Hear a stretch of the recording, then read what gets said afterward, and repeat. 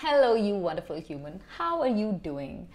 First of all, I want you to give yourself a pat on the back for clicking on this video and taking charge of your mental health. If you have clicked on this wanting to get into therapy to improve your mental health, to improve your emotional state, kudos to you. That takes a huge amount of effort. It takes a great deal of patience and time. Now, what prompted this video was a DM that I got on Instagram. This girl reached out to me asking if I knew a good therapist in NCR because she wanted to see someone for panic attacks that she was having. And that kind of got me thinking that there is still a huge gap when it comes to figuring out who is a good fit for you when it comes to therapy. So I thought in this video, we will break down a couple of different concepts from the kind of therapist that you can look for, whether you need therapy or not, what you should look for when you're looking for a therapist, and where to find one. And hopefully by the end of this video, you will have a lot more clarity and be able to take a much better decision for yourself.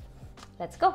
So the first question that arises is whether you need psychological intervention or therapeutic intervention in the first place or not. In my opinion, everybody should get therapy. I think everybody can benefit from therapy because all of us in our lives go through one form of emotional trauma or another. Getting therapy can help us understand our own motivations, our own behaviors a lot better, and help us develop healthier coping mechanisms for problems that arise in life. That being said, there are some people who might require therapy more than others, and they might be in dire need of therapy. So let's take a look at a couple of different scenarios in which a person will definitely benefit from psychological, psychiatric, or therapeutic intervention. So the first, and in my opinion, the most dire or the most aggressive situation is when somebody is having self-harm tendencies. So if somebody has been facing suicidal thoughts, if they have been thinking about cutting themselves, if they've been thinking about hurting themselves in some way, that is a clear-cut indication that they require psychological intervention, maybe psychiatric intervention, to help them process whatever it is that is causing all of those problems. The second is difficulty managing emotions. Now, all of us have difficulty managing emotion at one point in time or another, but this specifically refers to people for whom their emotions interfere with their day-to-day living. The third is somebody who's been dealing with substance abuse and wants to get out of it. This could be as mild as somebody who's suffering from a smoking addiction to somebody who is suffering from addiction of hard drugs. The fourth is for somebody who has had a traumatic event in their life. Apart from this, a lot of people also seek psychological help for decrease in their performance at work or academics, for relationship counseling, or for any sort of emotional distress where they feel that they can't cope by themselves. Again, this was a brief overview. You can require psychological intervention for not so serious issues as well, for a variety of reasons, and it's okay to seek therapy for any reason as long as you feel that it's okay. Now that you know that you want psychological intervention or therapy, what kind of psychologist or therapist should you approach? Now, psychology itself is a very vast subject and there are various types of psychologists. But for somebody in India who is wanting to seek psychological intervention or therapy, there are three primary routes that you can take.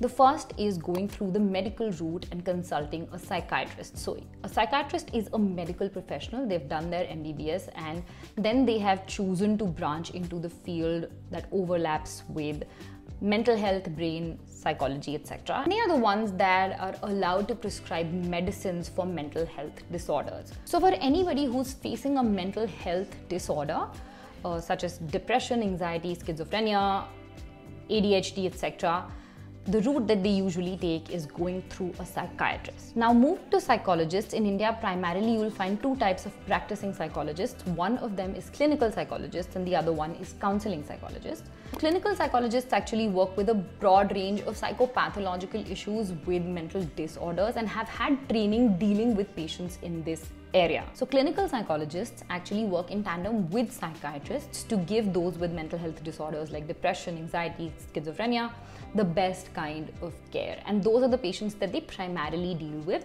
Clinical psychologists are also the psychologists that you will find in most hospital settings. On the other hand, counseling psychologists work in non-clinical settings. So they help you deal better with life's stresses. They will deal with a range of social and socio-psychological issues such as relationships, family health, school, career, academics, work-life balance, all of those things come under the ambit of counseling psychology, where the diagnosis is not clinical, where they're basically not treating somebody with a severe mental disorder.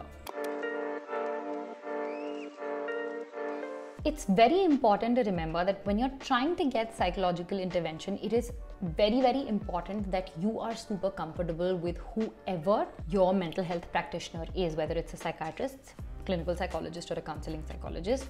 Whoever they are, you have to be super comfortable with them. And often it can take a couple of tries for somebody to decipher whether that is the case or not, which is why I've created a sort of checklist here that you can follow and use to ensure that the person that you're taking therapy with is in fact a good fit for you.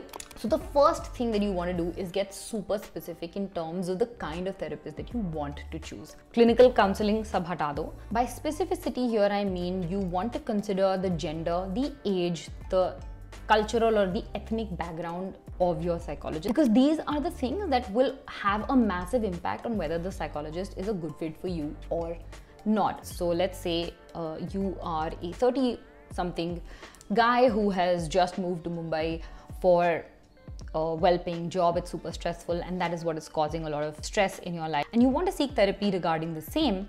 You want to consider working with somebody who will understand your dynamic well, so that you don't have to spend all of your energy and your time explaining just your dynamic before you actually begin the process. You do that by doing a preliminary session with a psychologist, or a preliminary call with a psychologist, where you discuss all of these things. You understand their socioeconomic background, their cultural background, their belief system. You try and understand their approach to therapy. The second thing that you want to consider while choosing a therapist is the cost of therapy.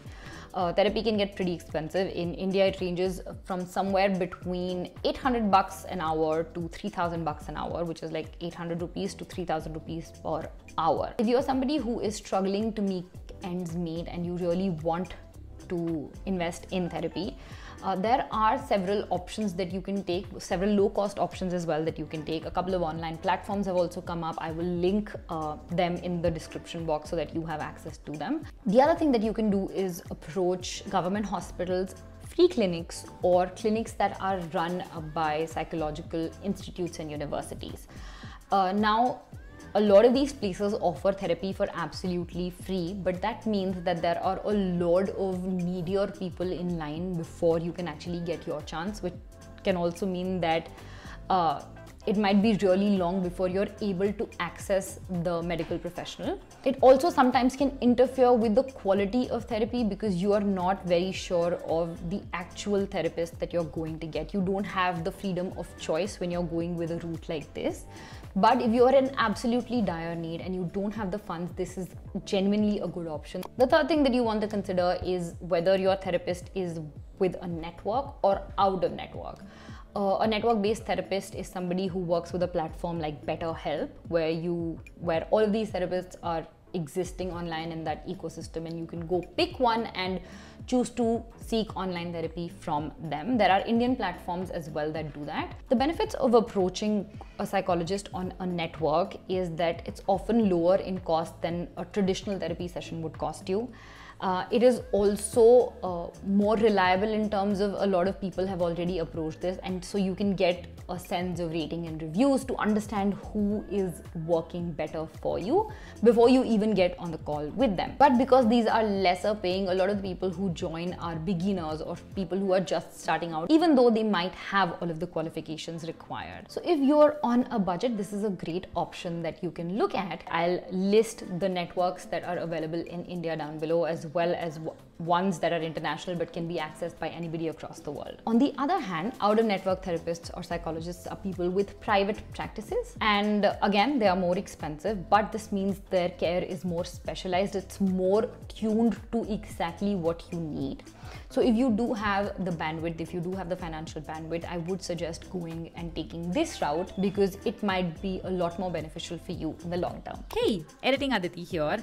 So one very important thing that I forgot to mention that you really need to consider while choosing your therapist is patient and psychologist confidentiality. Although according to the Mental Health Care Act of 2017, all mental health practitioners are required to keep their patients' information confidential, a lot of that doesn't happen in practice. So one thing that you really want to do is whoever you're taking therapy from, whoever you're taking treatment from, you sign a confidentiality clause with them to ensure that your information is safe and it is not shared with anybody, including your family members, without your consent. Now, with all of that information out of the way, how do you actually find a therapist in India? There are several ways to go about it. The most effective one and the most reliable one is through referrals. Which means that you could talk to people who've taken therapy before, you could talk to your friends who've taken therapy before, anybody in your family who's taken therapy before, and get a sense of the person that they have worked with and approach them through that route. A lot of psychological treatment in India at present works through the referral method. I spoke to about 10 people before making this video, and all of them had found their therapists through referrals from friends and family members, and so did I. The second thing that you can actually do is look for a psychologist on Practo. Now, Practo has done a great job of consolidating counselors, psychologists, therapists from across the board, across the country onto one single platform. So depending on which city you are in, whether you have Practo or not, all the metros do have it. Just log on, select your city and select psychologist, and then you can go through a list of the practicing psychologists available in your area. You can do video consultations with them, you can approach them for an in-person session, and all of those things. If both of these methods don't work for you, the safest route that you can actually take is going to a hospital and seeking psychological intervention, a multi-specialty hospital, for instance, Max or Apollo. Almost every big hospital in the country does have a psychological wing, a psychiatric wing as well. And if you are having a lot of trouble, this is one area that you can approach. A lot of health insurance providers have started including mental health in their plans as well, which means that you can seek mental health treatment from hospitals that are on their list. And finally, you can look at private clinics. A quick Google search for the area that you are in, psychologists near me or psychological clinics near me, will give you good enough results that you can go and approach them and just seek a session. So that was all of the information that I had on this topic. Hopefully this made it a little bit clearer on how you can approach and find psychologists or therapists for yourself in India. If you have any questions, please let me know in the comments below. If you found this video helpful, I'd love for you to share it with your friends, your family members, anybody who you think could benefit from this information. As always, stay happy, stay healthy, and I will see you in the next one. Bye.